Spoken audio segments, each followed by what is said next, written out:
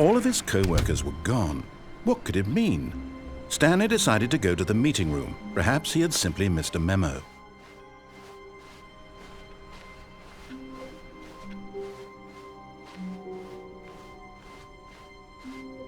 When Stanley came to a set of 2 open doors, he entered the door on his left.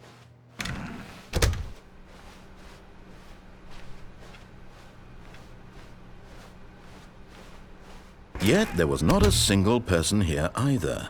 Feeling a wave of disbelief, Stanley decided to go up to his boss's office, hoping he might find an answer there.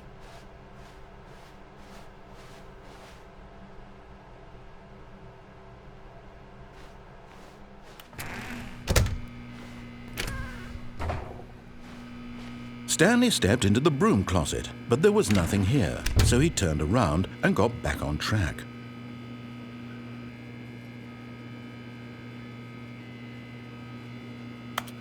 There was nothing here.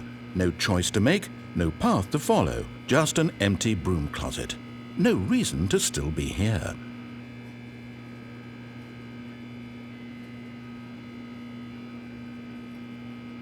It was baffling that Stanley was still just sitting in the broom closet. He wasn't even doing anything. At least if there was something to interact with, he'd be justified in some way. As it is, he's literally just standing there doing sweet FA.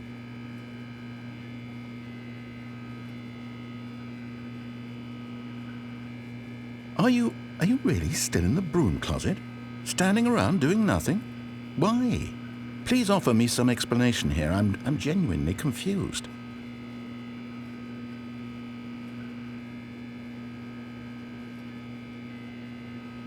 You do realize there's no choice or anything in here, right? If I'd said Stanley walked past the broom closet, at least you would have had a reason for exploring it to find out. But it didn't even occur to me because literally this closet is of absolutely no significance to the story whatsoever. I never would have thought to mention it.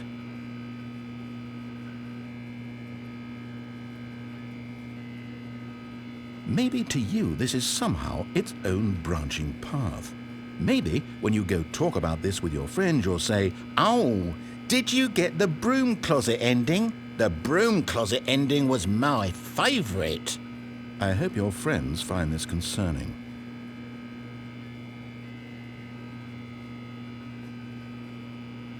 Stanley was fat and ugly and really stupid. He probably only got the job because of a family connection. That's how stupid he is. That or with drug money. Also, Stanley is addicted to drugs and hookers.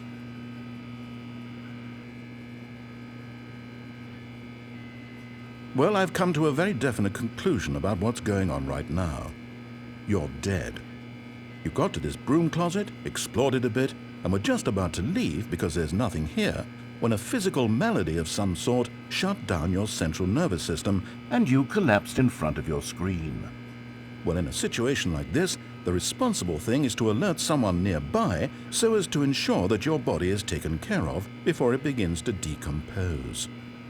Hello? Anyone who happens to be nearby?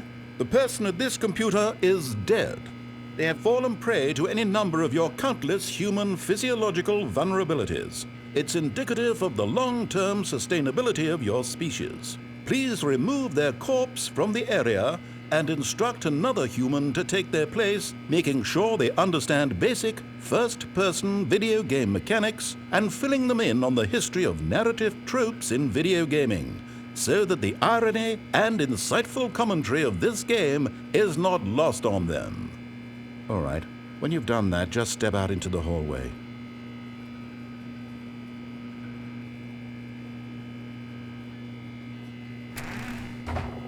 Ah, second player. It's good to have you on board. I guarantee you can't do any worse than the person who came before you. You too? Unbelievable. I'm at the mercy of an entire species of invalids. Perhaps there's a monkey nearby you can hand the controls to. A fish? Fungus? Look, you can hammer out the details. I'm not particularly picky. I'll just be waiting for when you're ready to pick up the story again.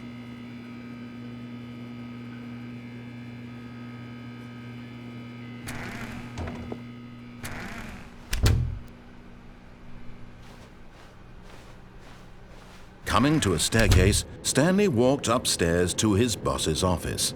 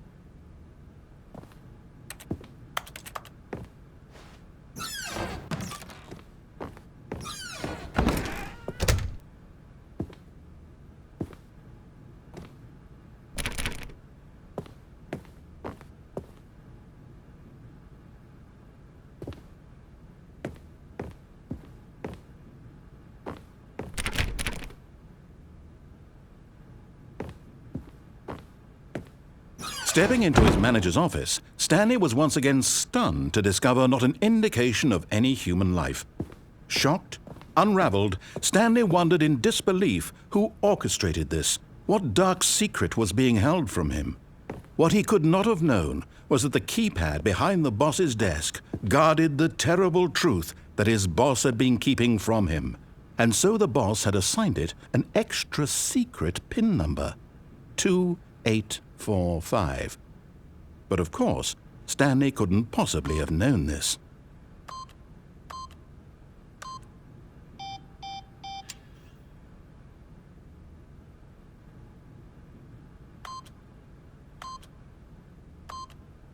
Stanley just sat around twiddling his thumbs.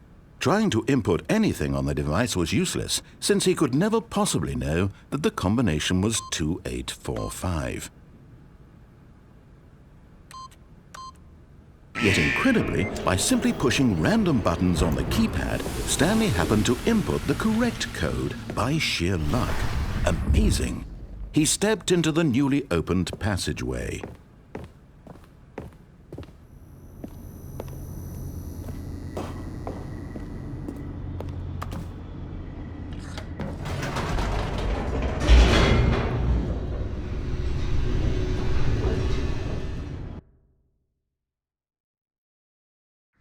Descending deeper into the building, Stanley realized he felt a bit peculiar.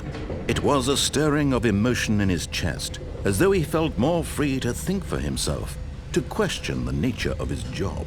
Why did he feel this now, when for years it had never occurred to him? This question would not go unanswered for long. Whoops, nope, never mind. Stanley actually got back into the elevator and went back up. Silly me. Why did Stanley do that when he knew that it would just lead back to his boss's office? Well, that's a great question. I just can't wait to find out.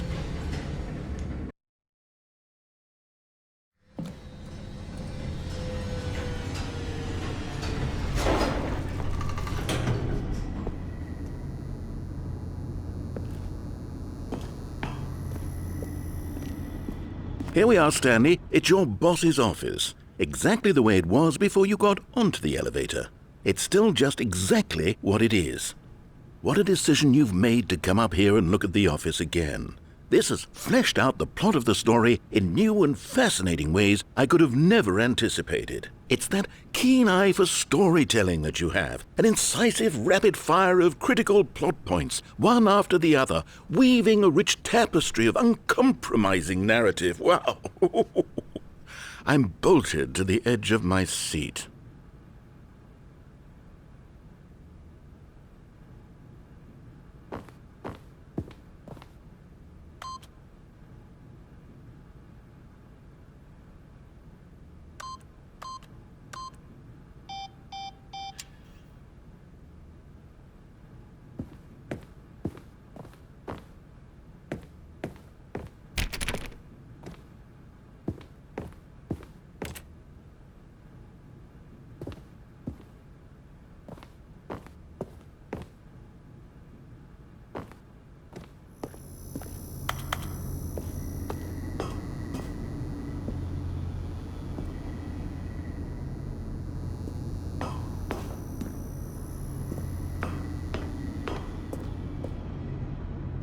Incredible. Now he's getting back into the elevator and going down again. Ladies and gentlemen, how does he keep coming up with all of this?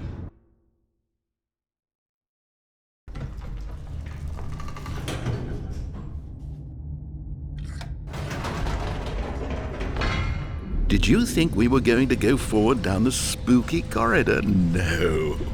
It's time once again to go back up in the elevator. I can't even begin to grapple with what might be up there. Is it the boss's office again? Or what if it's the boss's office this time? The suspense is killing me.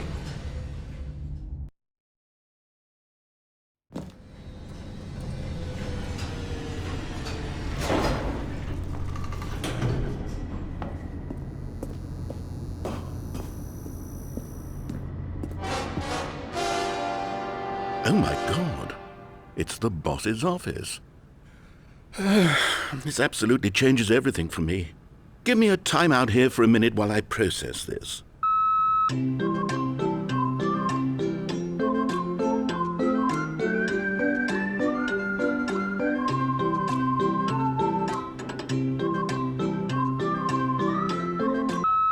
Okay, I'm ready. I'm prepared to embrace this stunning revelation and to move forward with... No, wait. No, I need more time to process.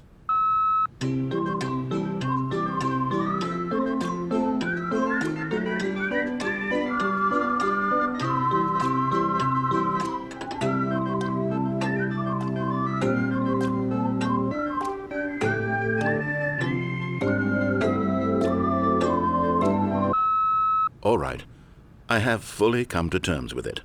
I have made space in my worldview for this astonishing new reality. As before, I turn to your expert eye for gripping narrative, Master Stanley.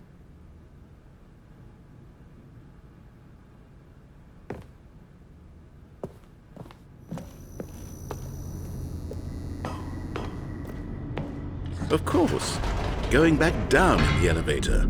How did I not anticipate it? I mean, sure, now it's obvious, but you have to understand that 30 seconds ago, this kind of thing had never been attempted before. I had no frame of reference to even anticipate it.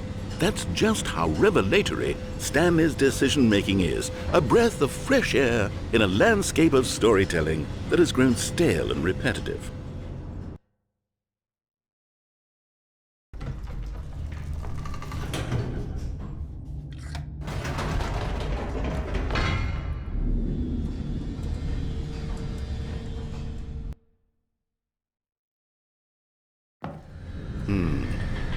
You know what?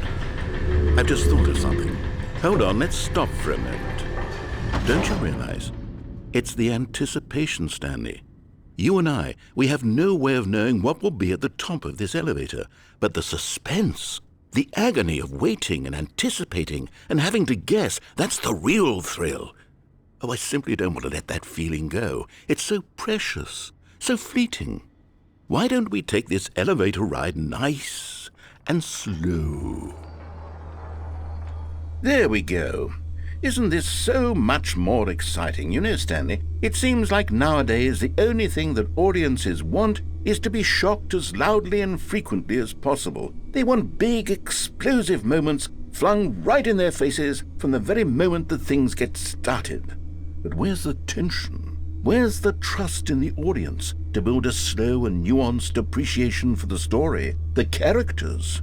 Why aren't we given time to imagine the surprises, to have to think and to anticipate, and then to marvel at the eventual reveal?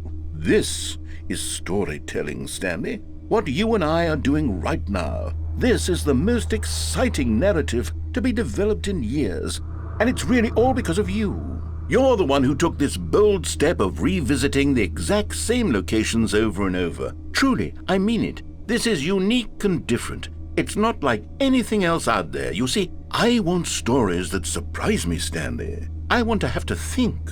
I want to be engaged and not pandered to. We're being fed such unimaginative drivel all the time, and we all know it, which is why we're so starved for content that makes us feel sharp and vital and alive. That's why people like you so much, Stanley, because you're not afraid to spit in the face of tradition. You're a role model, you know? People look up to you. Which is why, though I didn't know when to spring this on you, but, well, I've gathered a little press conference for you, so that you can talk about your work and your storytelling and your life. Yes, I know you're not much for the public eye, but I thought it would especially mean a lot to the people who have been following you from the beginning. They really look up to you, Stanley. I don't know if you realize the impact you have on them. This is the kind of gesture that might leave a tremendous impact on them for the better. Oh good, we're here. Okay, the room where we're holding the press conference should be just around the corner here somewhere.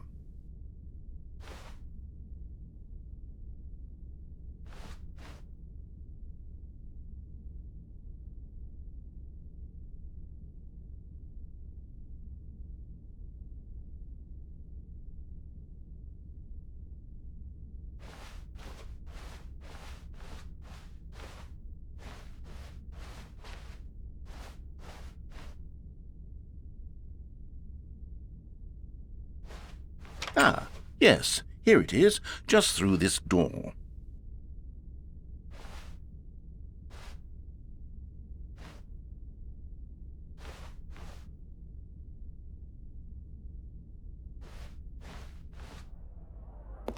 All right, are you ready? I've told them you're going to speak a little bit about the nature of surprise in storytelling and what it means to craft a truly unpredictable narrative. Oh, don't worry, you'll do great. Just be yourself and speak from the heart. I'm really proud of you, Stanley. Okay, it looks like they're ready for you. Go get 'em.